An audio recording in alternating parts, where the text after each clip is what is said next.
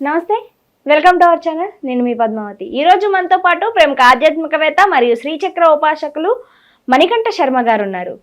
నమస్కారం గురువు గారు. ఈశ్వరార్పణమస్తు. చెప్పండి గురువు గారు. పాస్టర్ గారు ప్రవీణ్ గారు ఉన్నారు కదా, మరి ఆయన మరణం వెనక చాలా మందికి చాలా రకాల ప్రశ్నలు అనేవి తలెత్తుతున్నాయి. సరే, ఎవరి వాదన ఏంటి అనేది పక్కన పెడితే ఆయన మరణానికి సంబంధించిన సీసీటీవీ ఫుటేజ్ అనేది బయటకు వచ్చింది. అది అందరూ చూసారు, మీరు చూసాము, మేము చూసాము. అయితే కొంతమంది పెద్దలు దాని గురించి పాజిటివ్గా మాట్లాడుతున్నవారు, కొంతమంది నెగిటివ్గాను మాట్లాడుతున్నారు. అయితే నెగిటివ్ ఏంటి అనే మనం పాయింట్ తీసుకుంటే గనక, కొంతమంది ఆయన తాగి ఉండడం వల్ల తూలుతున్నారు తెలుస్తుంది, 2-3 చోట్ల కూడా పడ్డారు, మూడోసారి పడినప్పుడు ఆయనకి మరణం అనేది సంభవించింది అని అంటున్నారు.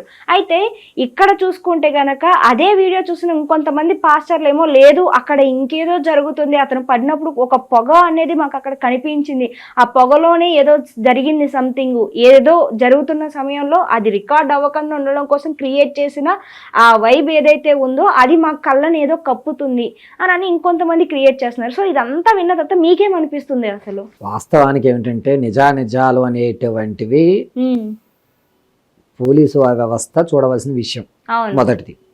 రెండోది, నరం లేని నానిక ఎల్లెన్నా మాట్లాడుతుంది. కాబట్టి దాన్ని తప్పు పట్టడానికి హిందువుని తప్పు పట్టుతున్నారు అనేటువంటిది తప్పు. వాస్తవానికి ఏం జరిగిందో తెలియకుండా ఎవరిని మనం నిందల వేయడానికి లేదు. రెండోది ఏంటంటే, ఆయన మద్యం సేవించి ఉన్నాడు, మద్యం తీసుకున్నారు అనేటువంటి సీసీటీవీ ఫుటేజ్ లో కనబడింది అని కొంతమంది, నిన్నో మొన్నట్లో వీడియోలను ఒక పోలీస్ ఆయన లేదు ఆయన మద్యం సేవించలేదు అని చెప్పి కూడా వచ్చింది. ఆయన రాత్రంతా అంటే ఒక ప్రవచనానికి వెళ్ళి మొత్తం అంతా చెప్పి బండి మీద వస్తున్నాడు. బండి మీద వస్తున్నప్పుడు అంత రాత్రుల్లో వేరే చోటకి వెళ్ళేటప్పుడు నిద్ర వచ్చి కూడా పడిపోవచ్చు. ఒక డివైడర్ దగ్గర ఆయన పడిన వీడియోలు కనబడ్డాయి మనకి. నిద్ర తూలి పడిన ఉండొచ్చు, మద్యం సేవించి పడేయన్నా ఉండొచ్చు, మనకి తెలియని విషయం అది. దీన్ని ఒక హిందువులు ఏదో చేస్తున్నారు అనేటువంటిది ఆపాదించడం తప్పు వాస్తవానికి. రెండోది ఏమిటంటే, ఈ సంఘాలన్నీ కూడా కలిసి మేము హిందువుల మీద దాడి చేస్తాము, ఇది చేస్తాము అనేటువంటిది కరెక్ట్ కాదు. నిజానిజాలు నిర్ధారణ తేలేంత వరకు ఎవరిని మనం నిందితుడు అనేటువంటి పేరు పెట్టడానికి లేదు. రెండోది, ఆయన 2-3 చోట్ల తూలినట్టుగా మనకి కనబడింది. కానీ ఆ యాక్సిడెంట్ అయిన ప్లేస్లో మద్యం సీసాలు కానీ, లేకపోతే శరీరం పోస్ట్ మార్టం చేసిన తర్వాత ఆ రిపోర్ట్ కానీ, అందులో ఈయన మద్యం స్వీకరించాడు అనేటువంటి ఆధారం కానీ ఏది కూడా లభించలేదు. అది లభించి ఉంటే మనం అనుకున్నట్టుగా ఇది జరిగించు. లేదు వేరే ఏదో జరిగింది, అతన్ని ఎవరో హిందువులు ఏదో చేసి ఉండొచ్చు అంటే, ఒక వ్యక్తి మీద ఇంకొక వ్యక్తి దాడి చేసి, అంటే ఒక మతం వేరే మతాలతో చేసే అంత ఉంటుంది అని నేనైతే భావించను. ఎందుకంటే ఆయనేమి పెద్ద పెద్ద విద్వాంసుడు వ్యక్తి ఉన్నట్టు కాదు నాకు తెలిసి.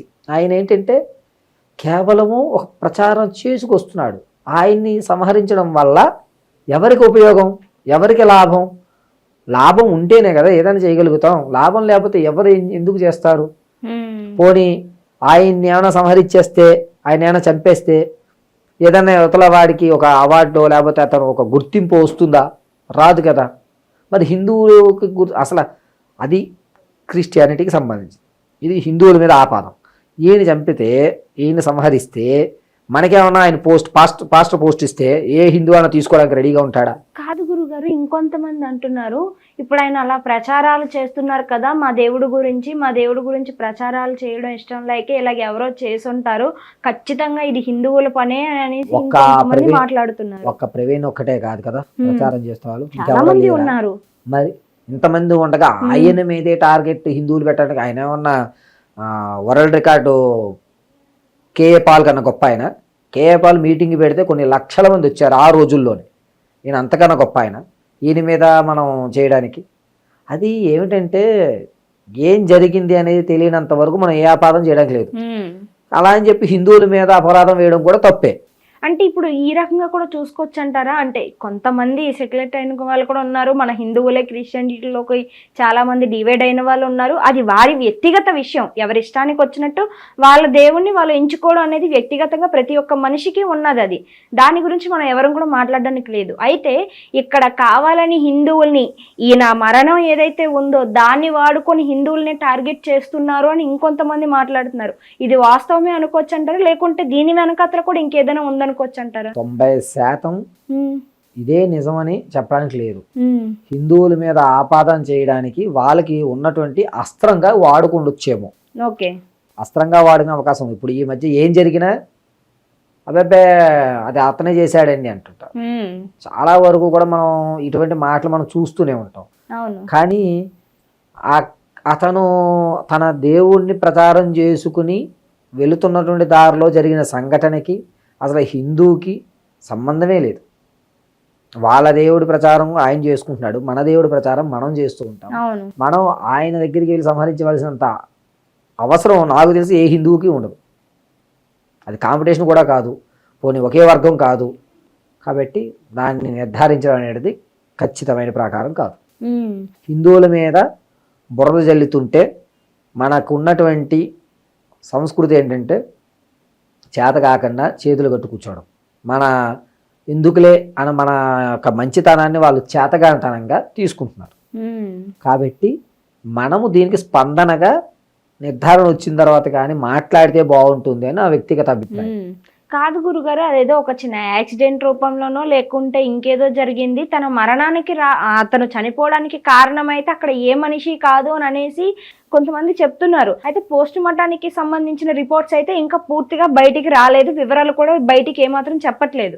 అయితే ఇప్పుడు అక్కడ సీసీటీవీ ఫుటేజ్లోని ఏ మనిషి కనిపించలేదు. మరి ఆయన చనిపోవడానికో లేకుంటే ఆయన మరణానికో కారణం ఒక హిందూ అనో లేకుంటే అక్కడ ఇంకేదో జరిగిందనో చెప్పడానికి వాస్తవికంగా ఏమీ కనిపించలేదు ఆధారాలు. పోనీ దాన్ని పక్కన పెడితే లేదు ఖచ్చితంగా ఇది హిందువులే చేశారు అని అనడానికి కారణం ఏముందని వీళ్ళు ఇంత ఎలిగేషన్స్ అనేవి హిందువుల మీద వేస్తున్నారని అనుకోవచ్చు అంటారు? ఇక్కడ లేకపోతే ముళ్ళ చుట్టే మహావృక్షం అన్నట్టుగా మనకి ఆపాదించడానికి ఏ వ్యవస్థ లేదు కాబట్టి ఇంకా హిందూ హిందూ అని మొదలుపెట్టారు.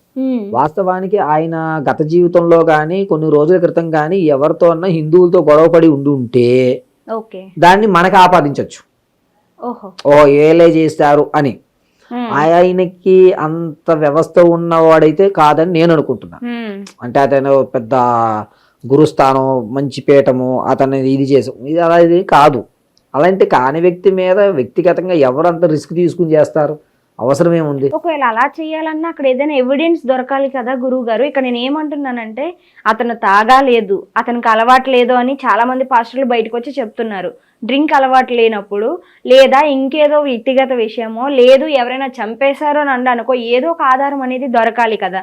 అక్కడ మనకి చూస్తే అతని బైకు, అక్కడ ఉన్న ప్లేసు, అతను, ఇవి తప్పితే అక్కడ ఇది జరిగింది లేదు ఎవరైనా చంపారు కావాలని ఇదే బలమైన కారణం అని చెప్పడానికి ఎటువంటి ఆధారం దొరకలేదు. మరి ఇలాంటి పరిస్థితుల్లో ఒకరి మీద నింద మోపడానికి అక్కడ ఏం ప్రూఫ్స్ ఉన్నాయని ఒకరి మీద నింద అనేది వేయచ్చు అంటారు? ఇప్పుడు చెప్పేది అదే, అతని మీద మన హిందువుల మీద నింద వేయడానికి ఎటువంటి అవకాశము లేదు. అతను 2-3 సార్లు తూలి పడిపోవడం అనేది మాత్రం అన్ని సీసీ ఫుటేజ్లో ఖచ్చితమైన నిర్ధారణ కనబడుతోంది. పోస్ట్ మార్టం రిపోర్ట్ వచ్చేంత వరకు అతను మద్యం సేవించి ఉంటే వీళ్ళందరూ ఇప్పుడు వరకు ఆపాదించిన వాళ్ళు ఏం చేస్తారు? నోర్లు మళ్ళా క్షమాపణ చెప్తారా? పోస్ట్ మార్టంలో తెలిసిపోతుంది కదా మనకి అది మద్యం సేవించాడో లేదో. మద్యం సేవించి అలవాటు లేదంటున్నారు, పోస్ట్ మార్టంలో తెలిసిపోతుంది. మద్యం సేవించారు అనుకోండి, అప్పుడు మళ్ళీ ఇదే పాస్టర్లు అందరూ కూడా క్షమాపణ చెప్తారా? ఒకవేళ మీరు అన్నట్టుగానే మద్యం సేవించలేదు, తూలిపోయి పడిపోయాడు, ఇది నిర్ధారణ అనుకోండి, హిందువులందరికీ వీళ్ళ క్షమాపణ చెప్తారా పాస్టర్లు? మరి కాబట్టి ఇదంతా కూడా కేవలము కల్పితము, హిందువుల మీద బురద చల్లేటువంటి వ్యవస్థ అంతే.